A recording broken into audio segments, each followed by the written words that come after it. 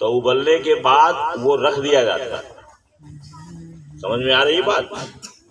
उबलने के बाद उसे रखा जाता है। तो एक निश्चित तापमान है जो महिलाएं जानती हैं, जो दूध दही बनाती हैं, वो एक तापमान है, निश्चित तापमान है। उसको देखती हैं कि अब ये तापमान सही है, तब उसमें जोरन डालते हैं। तो जब जोरन डालेंगे, अब जोरन मतलब जोड़न या कुछ और होगा, तो जोरन डालती हैं तो फिर वेट करना पड़ता है, कम से कम 10-12 घंटे वेट करना पड़ता है, इंतजार करना पड़ता है। तब दूसरे दिन जाकर के वह दही बनता है ना। ये क्रिया मालूम है ना? किसी को नहीं मालूम होगा। साहिल आपको मालूम है? अच्छा, गांव के हम लोग हैं तो सबके घर में बनता ही होगा। तो देखिए, फिर इंतजार करना पड़ता है, कम से कम 10 घंटे का इंतजार रहता है, तब दही बनती है। फिर क्या किया जाता है? दही को मथा जाता है, उसको मथते, और मथने के बाद तब क्या निकलता है उसमें से? मक्खन निकलता है। तब मक्खन निकलता है। और जिसको हम लोगों के यहाँ पहले जब पढ़ाई लिखाई नहीं थी तो उसको मस्का कहते थे। मस्का, मक्खन को क्या कहा जाता था? मस्का। तो मस्का निकलता है। फिर मस्का कहाँ रखा जाता है? कहीं रख दिया जाता है, और इसके बाद फिर उसे आग पर रखा जाता है, और आग पर इतना गर्म किया जाता है, तब जाकर के वो शुद्ध रूप से आकर के घी बनता है। इतनी प्रक्रिया होती है, तब बहुमूल्य बनता है। ऐसे ही आपके कैरियर के बाद ऐसे भी कोई बहुमूल्य चीज प्राप्त करने की बात है। और जो लोग चाहते हैं कि बिना त्याग के, बिना सेक्रीफाइस के, बिना कुछ लगे भगे हो जाए, तो ऐसा संभव, ये तो कोई सपना न देखे। अगर आपको बड़ा आदमी बनना है तो आपको इतनी प्रक्रिया से गुजरना पड़ेगा। और उसमें जो सबसे महत्वपूर्ण चीज है आग पर उसे उबलना पड़ता है। दूध को भी उबलना पड़ता है, और फिर मक्खन को भी उबलना पड़ता है। अगर मक्खन को नहीं उबालोगे तो वो घी नहीं बनेगा, और घी नहीं बनेगा और मक्खन को छोड़ दो बर्तन में और उसको छुओ ही नहीं महीने भर, तो देखो मक्खन क्या हो जाएगा? क्या हो जाएगा? मक्खन खराब हो जाएगा, उसमें फफूंदी लग जाएगी, तो घी नहीं बना।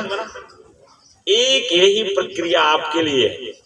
यही प्रक्रिया सोने के लिए, सोना वो भी बहुमूल्य है। सोने के लिए क्या प्रक्रिया है? सोना के लिए क्या है? पहले उसको खोदना पड़ता है, गहराई में मिलता है, जमीन में गहराई में मिलता है, गहराई में मिलता है, मिट्टी रहती है, मिट्टी को साफ करके, अब तो मशीनें बना दी गई, साफ करके, और इसके बाद जब सोने का वो निकाला जाता है, जिसको कहते हैं सोने की ईंट, वो रॉ मटेरियल सोना का रॉ होता है, तो और कहते हैं उसको। वो जब निकलता है तो उसके बाद उसे ला करके फिर प्रोसेस किया जाता है, और फिर एक तापमान में उसको, जबरदस्त तापमान में उसे तपाया जाता है। जब तपाया जाता है तब जाकर के कहीं सोना बनता है। और गहना बनाने के लिए फिर उसे एक प्रक्रिया से गुजरना पड़ता है, उसमें कुछ और थोड़ा मटेरियल मिलाया जाता है, तब मशीन में उसको डाल करके, जैसे आज मशीनें हो गई, पहले हाथ से बनता था, तो मशीनें हो गई, तो मशीनों में बिल्कुल चमक बनाया जाता है, कुछ और बनाया जाता है, फिर डिजाइन बनाई जाती है, तब जाकर के वो गहना बनता है, तब बहुमूल्य हो जाता है। देखा ना? तो ये न जानो कि वो चीज है हमारे साथ नहीं है, आपके साथ भी वही है।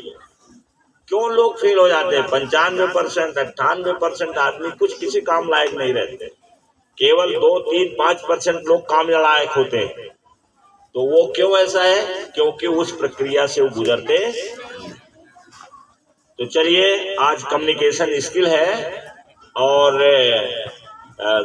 आइए, जो कल नाम तो दिए नहीं हमको, लेकिन कोई बात नहीं है, नाम ले करके हम भेज देंगे, अभी टाइम है हमारे पास आजकल में भेजने का।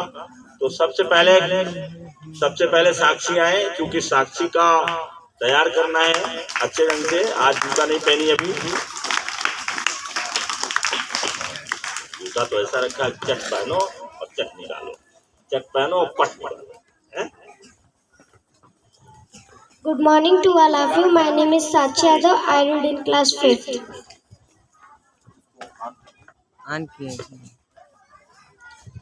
आज का हमारा टॉपिक है how to choose your career. हम अपने कैरियर को कैसे चुने। Is such a question that this which are student prove but its answer is not found. Many such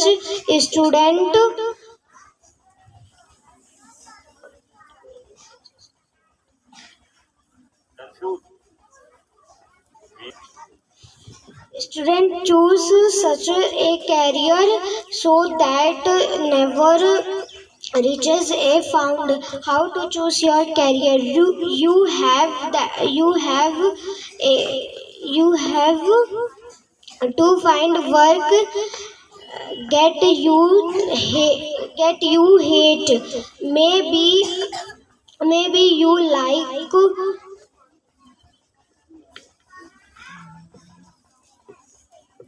like to sit father shop. Do that work till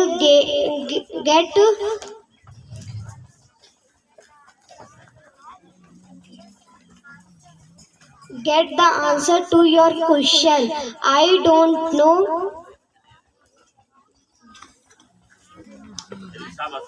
don't know what you want. Then your heart and mind are right direction. Thank you. ठीक है, कल छुट्टी है ना?